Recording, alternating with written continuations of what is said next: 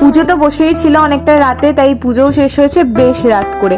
নিচ থেকে হঠাৎই প্রচণ্ড হই হল্লার আওয়াজ পাই বলে আমরা চলে এসেছিলাম নিচে।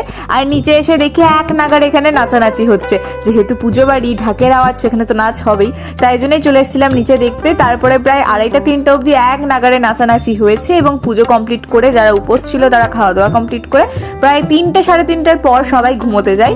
এবং যেহেতু বেলা করে ঘুমোতে গেছি, মানে রাত করে ঘুমোতে গেছি, তাই বেলা করে ঘুম থেকে উঠেছি আমরা। আর চা খেয়েই চলে গেছিলাম পরের দিন সকালবেলা, আর কি চা খেয়েই চলে গেছিলাম আমরা ব্রেকফাস্ট করতে। অ্যান্ড দেন আমরা বেরিয়ে পড়েছিলাম একটু আশপাশটা ঘুরতে। এটা তো আমাদের করতেই হবে, কারণ আজকে বিকেলেই আমরা ব্যাক করবো যে যার বাড়ি। আর যেখানটা করে আমরা এসছি সেখানটা করে প্রচুর মানে প্রজাপতি থাকে বিভিন্ন ধরনের, ভীষণ ভালো লাগে প্রজাপতিগুলোকে দেখতে, তাই জন্যই এসছিলাম আরও প্রজাপতিই দেখতে। বাট খুব একটা প্রজাপতি তখন ছিল না যখন আমরা গেছিলাম আর কি, তাই জন্য 2-1টা যা দেখতে পেয়েছি তাই দেখেই বাড়ি চলে এসেছি, কারণ তাড়াতাড়ি স্নান করে খাওয়া দাওয়া করে আমাদের আবার বাড়ি ফিরতে হবে। তো যাই হোক, তারপরেই চলে এসেছিলাম আমরা বাড়িতে এসে সবাই একে একে স্নান করে নিই। আর এদিকে চলে এসেছিল লাড্ডু রানী, ওই ছিল শো স্টপার, ওকে নিয়ে আমরা কাড়াকাড়ি করছিলাম। একবার ও খেলছিল, একবার আমি খেলছিলাম।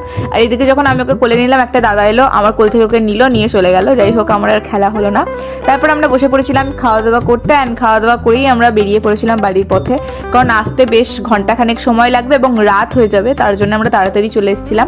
আর কত বড় একটা মানুষ আমাদের ছাড়তে এসছে, দেখো লাড্ডু আমাদের বাড়ি যাওয়ার পথ অব্দি ছাড়তে এসছে, আর মাসিরাও এসছিল। তো যাই হোক, এখন আমরা বাড়ি যাচ্ছি। আর এই হলো লাড্ডু রানী। আর বাড়ি এসে মানে বাসে কোনো ক্লিপ নিইনি যেহেতু প্রচণ্ড ভিড় হয়েছিল। আর বাড়ি আসার পরই আমাদের ভুট্টা খাওয়া তো মাস্ট। তো আজকের মতো এতটুকুই, তোমাদের সাথে দেখা হবে নেক্সট কোনো একটা মিনি ব্লগে। বাই।